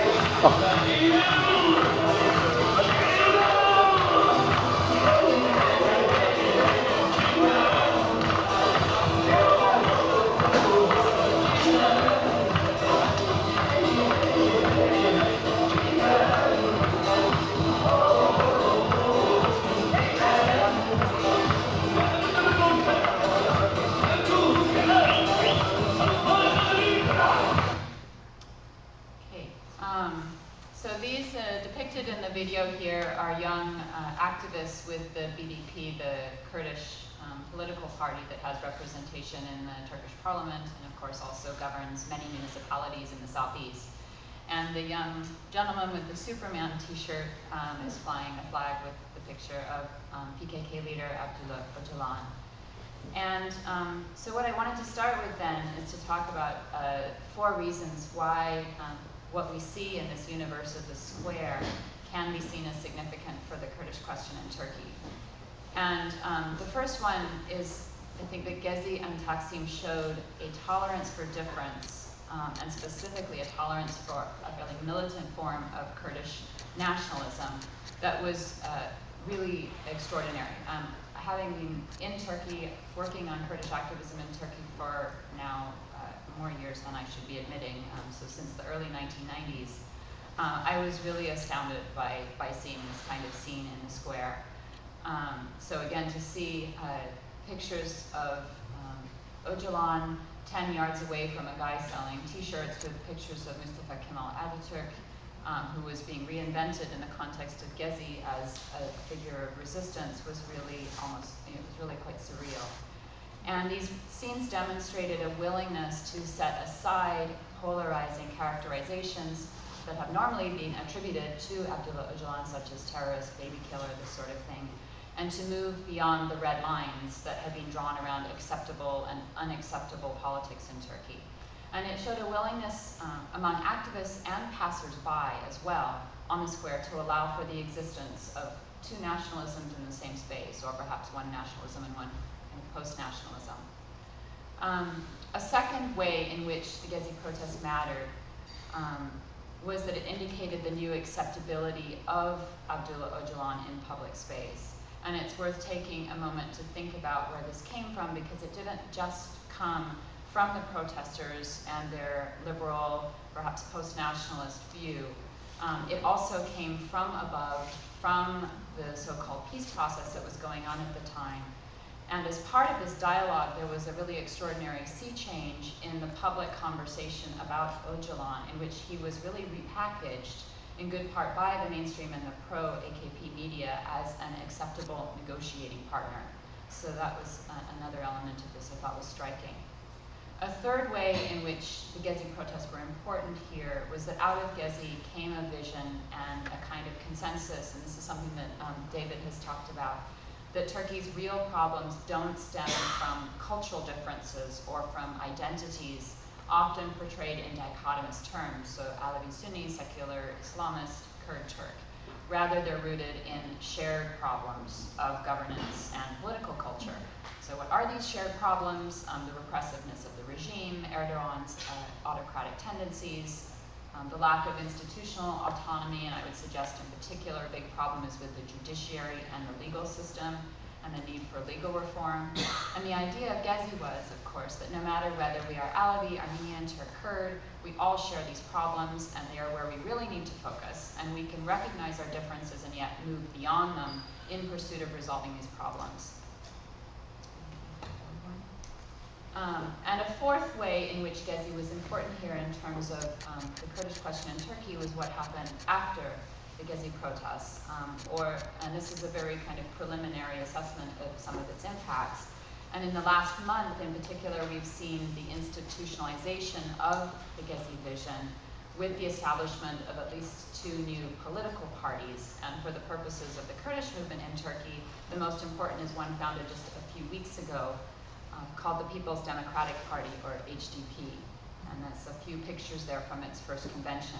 And a number of independent parliamentarians and Kurdish parliamentarians joined this party. A number of independent deputies also who had expressed a lot of support for Gezi and had been active in the square. And it now is, because of this, the 5th largest party in the parliament. And they just, as I said, held their first Congress, and they were very much trying to portray themselves as the inheritor of the Gezi party, of the Gezi protest mantle. 10% of the HDP's candidates, they have a quota system, they say will be from the LBGT movement, and another 50% of their candidates will be women. This is in line with the current pro-Kurdish BDP party's policies concerning gender and women. And the HDP is then trying to position itself as an umbrella party that goes beyond the narrower ethnic confines, as it's being put, of the BDP, and could potentially attract significant votes in the western part of the country. So these are all some of the implications of the Gezi protests from this perspective of the universe of the square. And what I wanted to do now then was to move to thinking about how Gezi appeared from the universe of the mountains. And this is one that gives us a more sobering, I think, view of Gezi and its significance for the Kurdish question in Turkey. So first of all, as I said, out of Gezi came this idea that the problems in Turkey are not ones of this cultural polarization, but that they were problems shared by all. But for many Kurds in Turkey's southeast, the problems are not shared. So they see their problems as quite distinct and really on a fundamentally different level to those of middle-class people living in cities like Ankara and Istanbul. So the southeastern reality is one that remembers decades of emergency rule law, protracted civil war, tens of thousands of people dead. It's one that looks around today and sees thousands of Kurdish activists in long-term detention. So these are mayors, civil society leaders, professors, students, and this is all part, of course, of the ongoing KJK detentions and trials. So back in the 50s and even the 60s, Kurds and Turks were, in fact, largely on the same page politically. They voted for the same kinds of parties. And thank you very much. And this is really no longer true. And especially since the 1980 military coup has come a kind of regional differentiation of politics in Turkey. So the set of laws that Kurds in the southeast have lived under and the context in which they operated have been fundamentally different for many, many years now to those in other parts of the country. And the regime has thus in some ways helped create difference and ethnicize the politics of the region. So there was no small amount of resentment on the part of Kurds in the southeast about the way Gezi was presented as a sort of Turkish uprising when theirs, and this is something that Heghnar spoke about as well, theirs had been going on for more than 2 decades. So for many Kurds in the southeast whom I spoke with, they were seeing Gezi as kind of protest light or protest chic.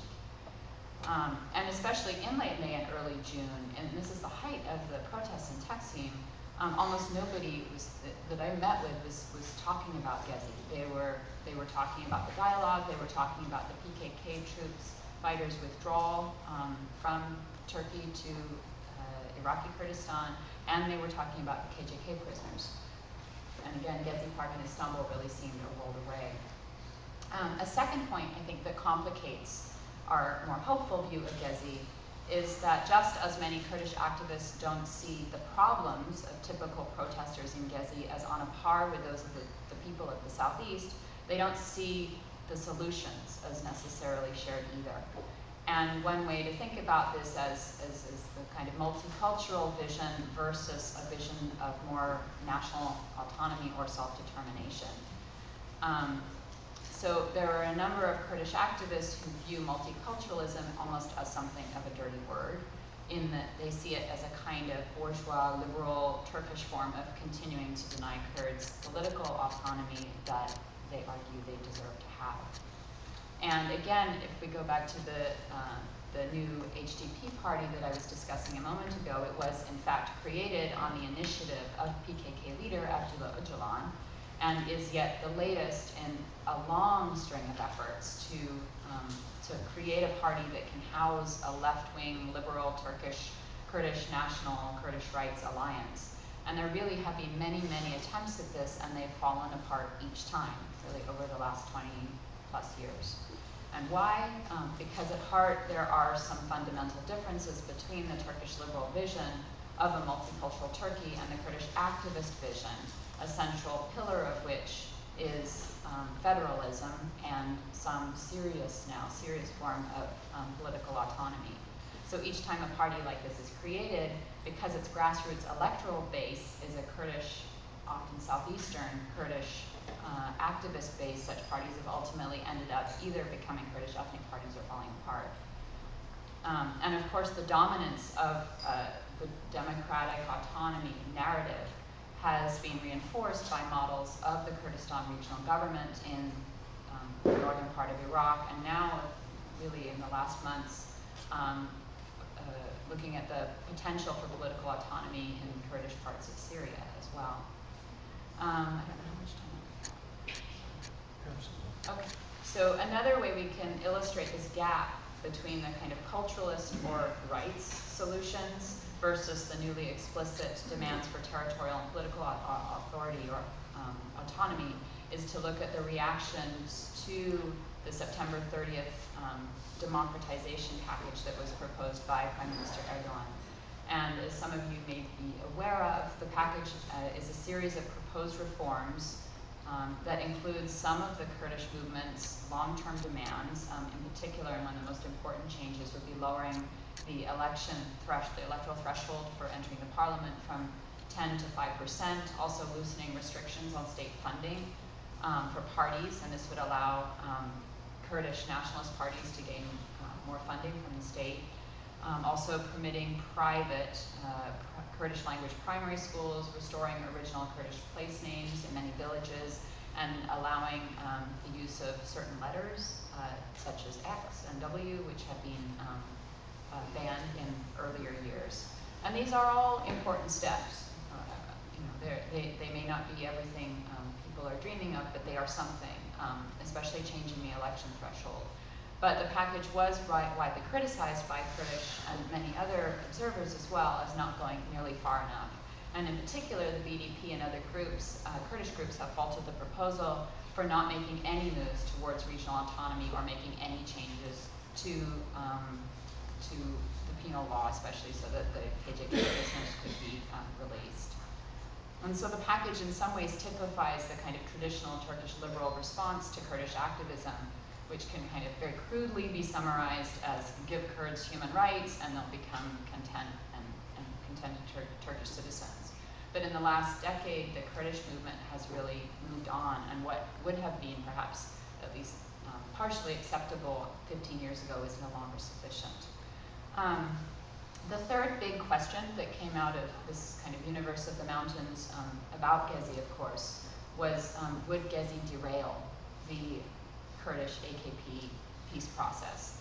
And I don't have a lot of time to talk about this, but the dialogue between Prime Minister Erdogan and Öcalan was officially announced in March earlier this year when the PKK called for a ceasefire, and Öcalan called on PKK forces to withdraw from southeastern Turkey and to go back to camps across the border in Iraqi Kurdistan. And in exchange for this, they expected serious government reforms and democratization packages that would ultimately address the Kurdish movement's demands. And in the spring, PKK fighters indeed did begin withdrawing, and then in the midst of this, of course, came Gezi. 3 minutes. So let me just say this, that the Gezi protests did not change the PKK's desire to negotiate. Peace processes rely on having leadership capable of pushing through unpopular measures. And Kurdish activists certainly did not trust Erdogan, and they were very skeptical about his motives and about the outcome of any dialogue that was taking place. But they did think him capable of pushing through a deal. And so thus, this helps us understand, I think, the initial relatively conservative response to the Gezi protests on the part of the Kurdish nationalist movement and its officials. So the bigger question was really whether the protests would change Erdogan's calculations. And in the short term, I think it looked like they might, as he had to work to re-establish his authority both within the AKP itself and also among his traditional constituent bases. And this in turn meant a return to a much more conservative kind of Turkish nationalist rhetoric. On the other hand, and again this is based on quite a preliminary assessment of what's been going on, I'd suggest that in the longer term, the Gezi protests don't appear in and of themselves to have substantially affected the peace process. And this is because if we look at the underlying rationales for Erdogan's Kurdish initiative, they haven't really changed. Very briefly, we can say that he initiated it because he wanted to make sure that he had a negotiating partner, and if Öcalan, for instance, were to pass away and the Kurdish movement were to split, it would be much more difficult to ever move on this issue. He also, of course, is courting the Kurdish vote in expectation of receiving support for his move towards semi-presidentialism, semi-presidential system in the spring, and I have 1 minute left.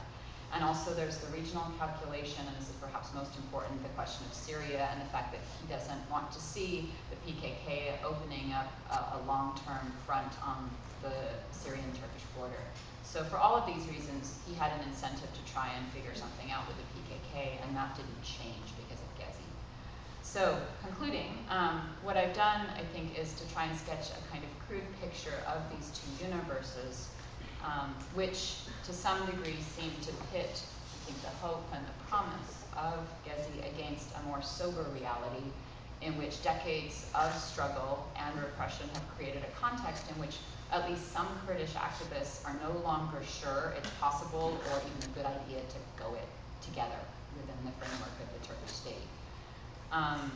So perhaps a question for discussion and further consideration is whether these two universes are really separate and where there might be intersections in many universes. Thanks.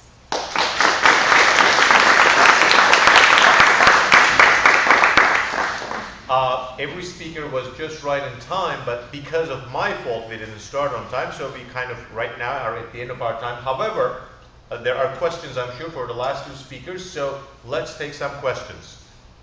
Carolyn. Thank you both for your talks. They were really wonderful. I want to ask Dr. Watts a question. You sort of gestured towards the separateness of these two universes, and one thing that made me think about was the Diren actions that took place in Istanbul. And since there's a picture of Medeni Yıldırım, the young man killed in Lice, on the wall, I thought it might be fruitful if you could answer, how do those actions look from the mountains versus from the square? And how would you interpret those sort of solidarity actions that kind of recoded a Kurdish movement moments in like the language of Gezi in a way? Yeah, it's a great question. I think, yeah, that was one of those moments in which those universes did intersect. So when we think about the mutual support that they can give each other and the places of connection that can be found, there are those moments, and we were talking earlier about visibility, where what has been largely off the radar for many ordinary people, and it's put on the agenda, and that's certainly one of those moments. And they are significant, and and it's not the only time. And I also would suggest that the Kurdish movement and the demands of the movement haven't been invisible, right? There's been, obviously, it's been, and there have been other protest events in places around Turkey that have attracted national and international attention. But given the challenges of actually bringing about reform and how long that process seems to be taken from the perspective, especially of youth in the Southeast, then that's very frustrating. But there are a couple of other instances. I think there's been some attention recently to the government's efforts to build a wall, again, in the Nusaybin area and between Syria and Turkey, and that's been attracting some attention from other parts of other communities, I'd say, as well.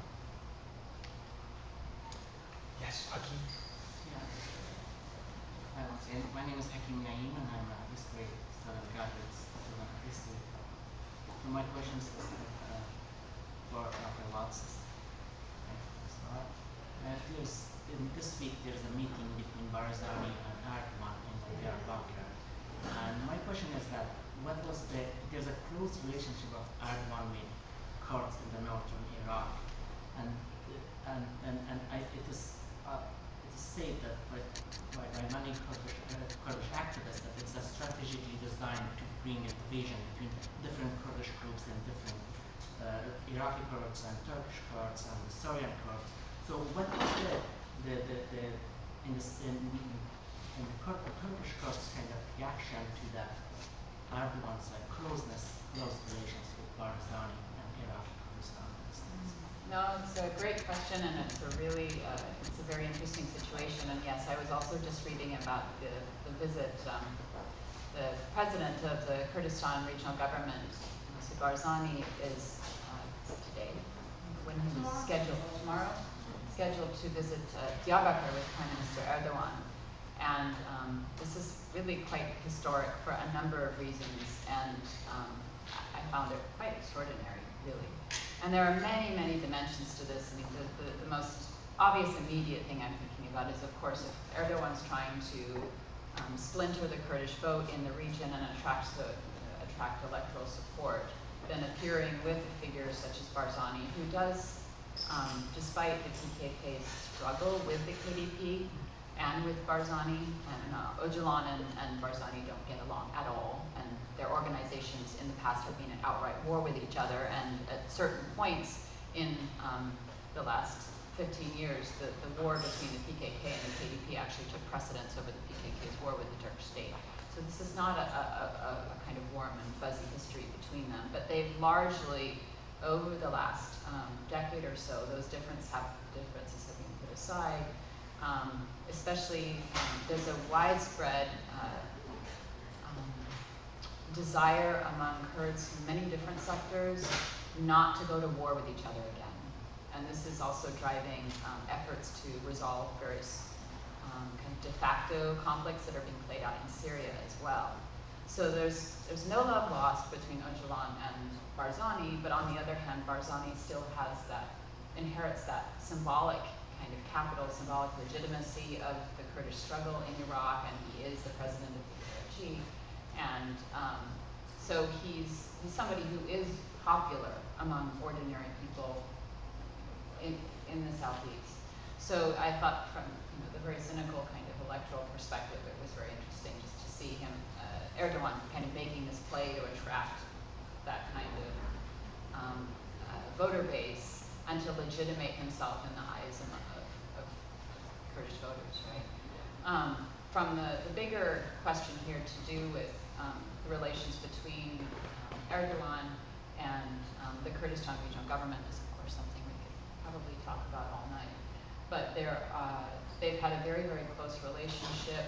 I was in Iraqi Kurdistan when Turkish Airlines began operating direct flights from Istanbul to Erbil, the capital of the Kurdistan regional government, and all of these Kurdish streets in Erbil were all decked out in Turkish flags, and there was a big fuss made about this. And I don't know if any of you spent time in the Kurdistan region of Iraq, but when I was first there, it was really striking. In some ways, it seemed almost like a sort of Turkish colonial outpost in terms of if you go into the shops, about 70% or so of the goods are from Turkey, so all the familiar brands of crackers and things like that are from Turkey.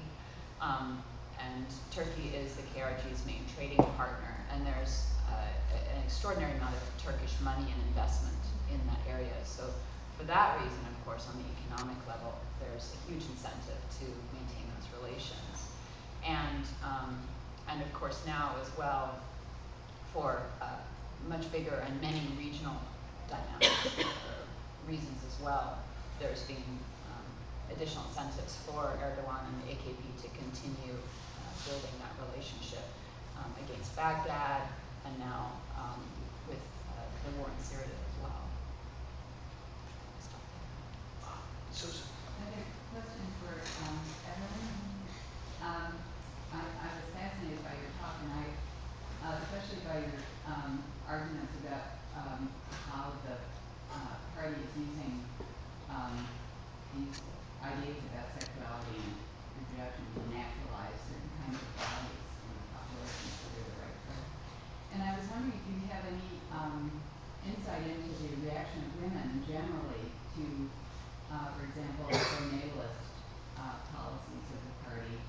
And is that segment of the population also as easily persuaded about the naturalness of these values as the men would be? I'm thinking of the case in China where the one-child policy went down rather easily with a lot of urban women because they were so burdened by the double burden that they were glad to be told by the government, no, you don't have to have a lot of kids. But I'm wondering how that works in the church. Yeah, thank you for your question. Now, I think it's really hard to talk about Turkey as a whole, right? Like all regions. Yeah. But I'm more familiar with Istanbul, and what happens there, and more like sort of urban, the rest of the urban spaces that have more access and conversation with news. Now, I only hear, I mean, I don't think the three-child policy is working at all on people who are not interested in having 3 children. And it's, but it's also not, there hasn't been any laws passed, right? There's just this conversation, and similarly with abortion. But what's happening, right, so there is a mocking of the three-child policy, and I say it's sort of across gender. You have seen many men with banners saying, "Would you like 3 children like us?" I mean, so I think there's probably a class, perhaps, dynamic or a voter-based dynamic in terms of like who thinks it's valuable to have 3 children, or follow Erdogan's lead, and who doesn't want to.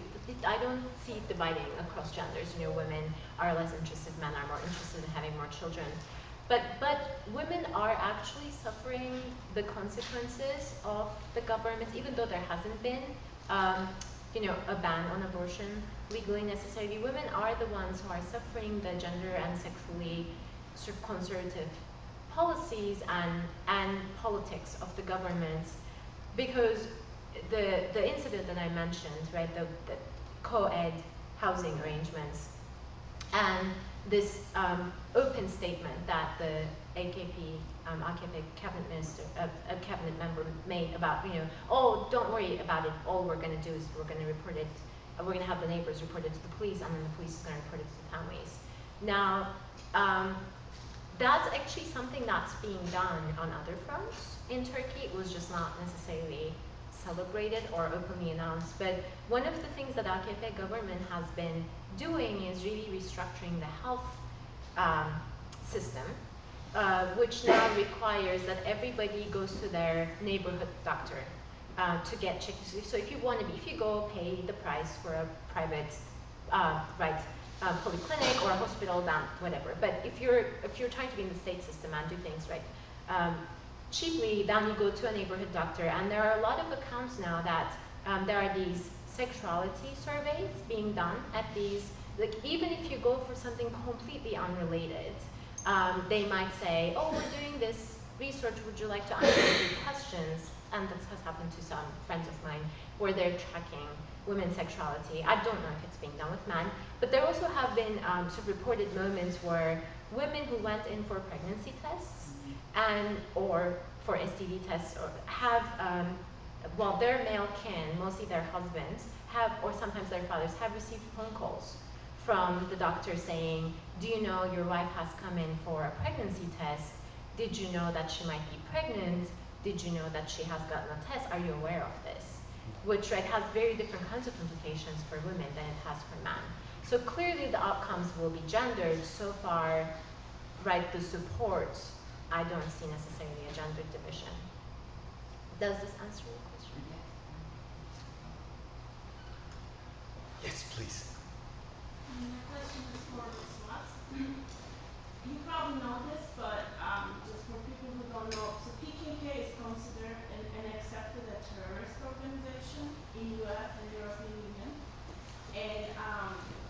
And I was just wondering, during your presentation, you have not mentioned this, and why? Also, when you were showing the fighters in the mountains, you call them fighters, not terrorists. So, is this your opinion? They are fighting for something? Or do you not think they are not terrorists? Do you not accept that U.S. and the European Union and it's a legally accepted terrorist organization? And NATO as What well. is your NATO opinion accepts about PKK as a terrorist organization. And I'm just wondering why you never mentioned that. In general, I don't use the term terrorist or terrorism. I do a lot of work in social movement studies, and there's a lot of work that discusses the terminology that we use and the implications of the language that we use. And most analysts agree that the term terrorist is very, very loaded and very subjective. and it's often not very useful, and organizations, for instance, are put on the US terrorism list and then they're taken off at other moments. And also to focus on the repertoire that an organization uses, such as the use of violence against civilians. It often encourages us to only focus on that and not to examine other repertoires that the organization and their activists might be using that might also be significant. So in general, I steer clear of the term because I don't find it very useful or very precise. Yes, please. I had a follow-up question to your question about the visit of Barzani. Along with Barzani, I heard that Shivan Parvar is invited, which is a big celebrity for Kurdish people. And I was wondering, you know, from maybe you understand Kurdish people's perspective because you know, I mean, you studied them. So I was wondering how they would think about this this big thing, because he didn't have access to Turkey, and now after decades and decades, 37 years. First of all, I would never say that I understand Kurdish people's perspectives. Again, like anyone, right? You have, if you're Kurdish or Turkish or American, there are lots of different perspectives, right? So Kurds in the southeastern part of Turkey certainly don't view events such as this all in the same way. But I have to say that I was really, quite, I was surprised actually to see that Shivan Parvar was going to be accompanying Erdogan and Barzani to Diyarbakir, and wondered, I would like to know more about the background of that decision. Because he has been such I mean, he's so beloved among Kurds in Turkey and around the world, and many other people as well, and seen as a figure kind of emblematic of Kurdish history and resistance. So to have him accompanying the Prime Minister to this mass wedding, there's going to be 300 couples that are to be married, and they'll be there. It was really something. And what I don't know enough about is the relationship between the KDP and Barzani and Shivan Parvar. And I'm sure there are extensive relationships there, probably going back some time. And I think, I suspect that you will have many different views on this, right? There will be people who are very, very excited that he's coming, and many people will want to go and see him and listen to him if he's playing. And other people will be shocked, and some Kurdish activists will be shocked about the fact that he is accompanying the Prime Minister, who is seen as the individual responsible for so many detentions and this sort of thing. So you'll get both. I agree, it was striking. I have a question for Evren, and this is actually not just a question for you overall, but you might be able to answer on one particular part. AKP has had also a sort of democratic past in the first decade of maybe not the whole first decade, but had a democratic beginning. And in that era, I think some members of the LGBT movement were actually talking positively, or at least were in good terms with AKP. I remember a film director who was, I can't remember his name right now, but anyway, where is that now? So is it all completely broken? The reason I'm asking is it's good to remind ourselves that AKP did have a democratic past in the first decade. For instance, Heghnar is not here, but in the Armenian endowments issue, it is under AKP government that for the first time this law from the early Republican era has been now turned back, and some of these foundations are receiving their property back. This happened, for instance. Right. So AKP has acted in ways that you wouldn't expect from a conservative party, but then in the last few years it turned all around. Did they want an election? Yeah, so that's actually a great question. did my dissertation ethnography with what I loosely call LGBT politics in Turkey, in urban Turkey, starting the summer of 2008, and that was a summer where, like, that was a time when AKP looked absolutely different from what they look like today. So when I entered the field and started working with a major LGBT activist organization in Istanbul at the beginning, there were almost like semi-official, quasi-official declarations that AKP was the party that not everybody, but the majority of the activists supported. Because that was the moment when AKP was in the business of doing all these democratic openings, right? Like in Turkish, they were called açılım.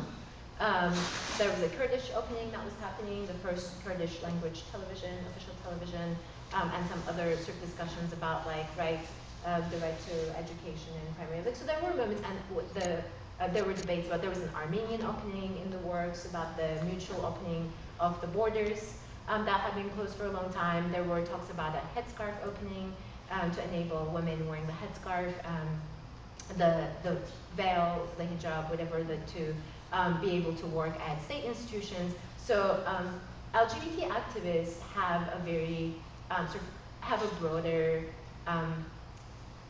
progressive politics. So they're not just interested in matters of gender and sexuality, but they're really concerned about sort of ethnic rights and religious rights and racialized subjectivity. So they're very anti-militaristic.